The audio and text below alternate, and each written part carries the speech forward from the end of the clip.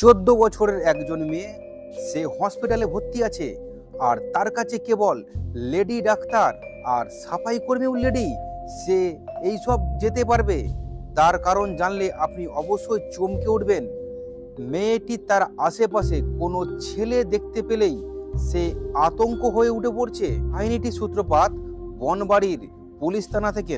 একজন স্বামী স্ত্রী তাদের বাড়ির 14 বছরের মেয়েকে খুঁজে পাওয়া যাচ্ছে না, তাই তারা পুলিশ থানাতে কমপ্লেন লেখায়। আসলে মেয়েটি তার বাড়িতে কোনো কিছু না বলে, তার বাবা মাকে না বলে সে পুনে রেল স্টেশনে তার বন্ধুর সঙ্গে দেখা করতে যায়। আর সেখানে তার বন্ধুকে না দেখতে পেয়ে সে সেখানেই কান্নাকাটি শুরু করে ফেলে। আর ছোট্ট মেয়েটিকে কান্নাকাটি দেখে একজন অটো ড্রাইভার তার কাছে যায় এবং তাকে জিজ্ঞাসা করে কান্নার কারণ কি। মেয়েটি সব সত্য কথা বলে দেয় অটো ড্রাইভারকে, যে তার বন্ধু তার সঙ্গে দেখা করার কথা, কিন্তু তার বন্ধু এখন পর্যন্ত সে আসেনি। মেয়েটি অটো ড্রাইভারকে সব বলে দেয় তার বন্ধুরা দেখতে কেমন, এবং এটাও বলে তার বন্ধুকে যদি সে দেখতে পায় সে অবশ্যই তাকে জানাবেন। অটো ড্রাইভারটি কথা শুনে মেয়েটিকে বোকা মনে হয়, তাই অটো ড্রাইভার মেয়েটির বিশ্বাস জোগানোর জন্য কিছুটা দূরে চলে যায়।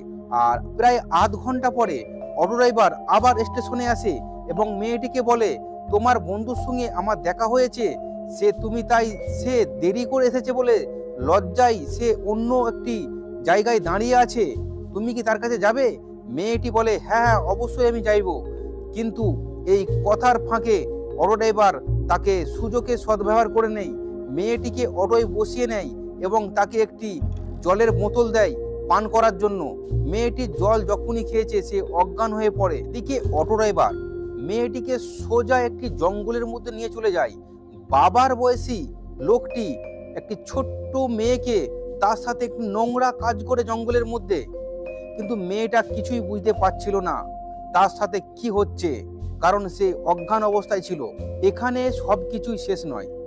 জানোয়ার অটো ড্রাইভারটি তার বন্ধুকে সব কথা বলে দেয়।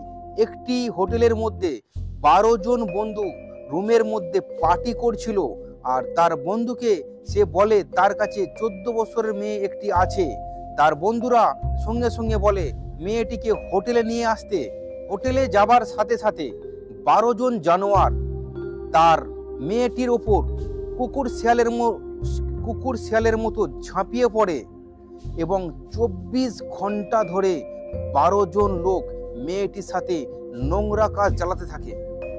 এদিকে 12 জন লোকের মধ্যে একজনের মনের মধ্যে মায়া আসে, আর সেই লোকটি মেয়েটিকে সকালবেলায় স্টেশনে ছেড়ে দেয়। মেয়েটি প্রায় কয়েক ঘন্টা স্টেশনের মধ্যে কান্না করছিল, আর এদিকে একটি লোক স্টেশনের সাফাই কর্মী মেয়েটিকে বাড়িতে নিয়ে যায় এবং তাকে বিশ্বাস জোগায় যে আমি তোমার দাদার মতো, তোমার কি প্রবলেম হয়েছে বলো। ছোট্ট মেয়েটি তার সাফাই কর্মী বলাকে খুব বিশ্বাস করেছিল, তার সঙ্গে চলে আসে। আর এদিকে সাফাই কর্মী বলাটাও কিন্তু তার মেয়েটির সঙ্গে তাকে সুযোগে সদ্ব্যবহার পেয়ে তার সঙ্গে বাজে কাজ করতে থাকে। আর সেখানে সাফাই কর্মী বলাটার মনের আশা পূর্ণ হবার পর মেয়েটিকে একটি পুনে ট্রেনেতে তুলে দেয় এবং মেয়েটি পুনে যাওয়ার পথে রওনা হয়। মেয়েটি ট্রেনের মধ্যে বসে কান্না করছিল, আর এদিকে ট্রেনের মধ্যে বহু লোক মেয়েটিকে দেখছে, বাট কোনো উত্তর দিচ্ছে না, আর মেয়েটিকে কোনো জিজ্ঞাসাও করছে না তার কান্নার কারণ কি। সকলে যে যার মতো করে বসে আছে, আর মেয়েটি সব সময় কান্নায় ভেঙে পড়েছিল। পরের দিন ট্রেন চণ্ডীগড়ে পৌঁছায়, আর সেখানকার জিআরপিএফ ট্রেনটিকে সম্পূর্ণ তল্লাশি করছিল। আর এদিকে দেখে একটি 14 বছরের মেয়ে সেখানে বসে বসে সে কান্না করছিল। ট্রেনের জিআরপিএফ পুলিশ মেয়েটিকে খুব ভালোভাবে লক্ষ্য করে, দেখছে মেয়েটি কোনো একটি আতঙ্কে আছে, আর পুলিশটি মেয়েটিকে সব কথা জিজ্ঞাসা করার জন্য একটি জায়গায় নিয়ে আসে সাইটে।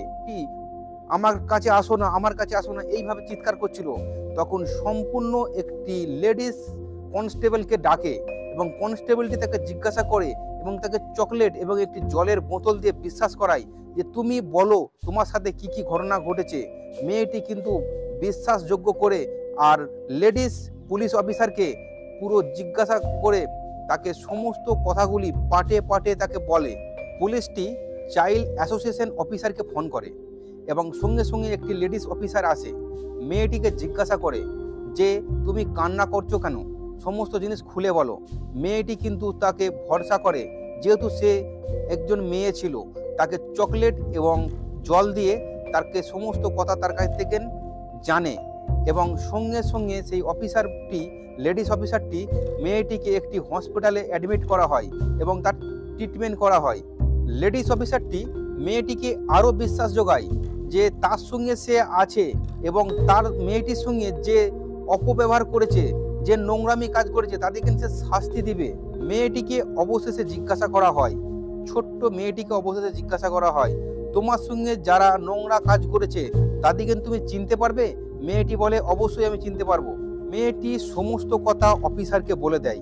সে স্টেশনে কাঁদছিল আর একটি অটো ড্রাইভার তার কাছে আসে এবং অটো ড্রাইভারটি জল পান করে তাকে ঘুম পাড়িয়ে দেয় এবং সে জঙ্গলের মধ্যে তাকে নিয়ে যেয়ে খারাপ কাজ করে। আর তারপরে তার বন্ধুদের সাথে হোটেলে নিয়ে যায় এবং সেখানে 12 জন মিলে তার সঙ্গে আরও নোংরা কাজ করে এবং তারপরে একটি স্টেশনের সাফাই কর্মী তার সঙ্গে আরও নোংরা কাজ করে। মুম্বাই হসপিটালে মেয়েটির ট্রিটমেন্ট শুরু হয়।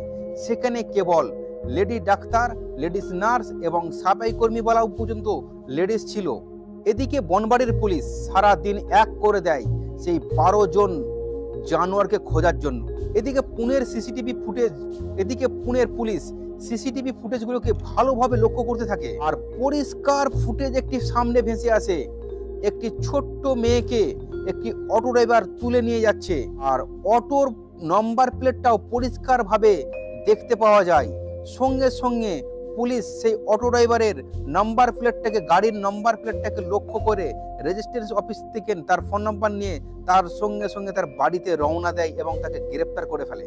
এদিকে পুলিশ অটো ড্রাইভারকে কড়াভাবে ধোলাই করার পর সে গল করে সমস্ত কথা বলতে থাকে এবং 12 জনের নামও সঠিকভাবে বলে দেয়।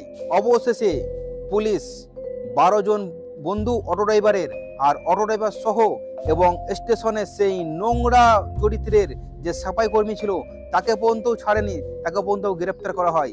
বন্ধুরা, আপনার কমেন্টে জানান এরকম ধরনের জানোয়ারদের কি শাস্তি হওয়া উচিত।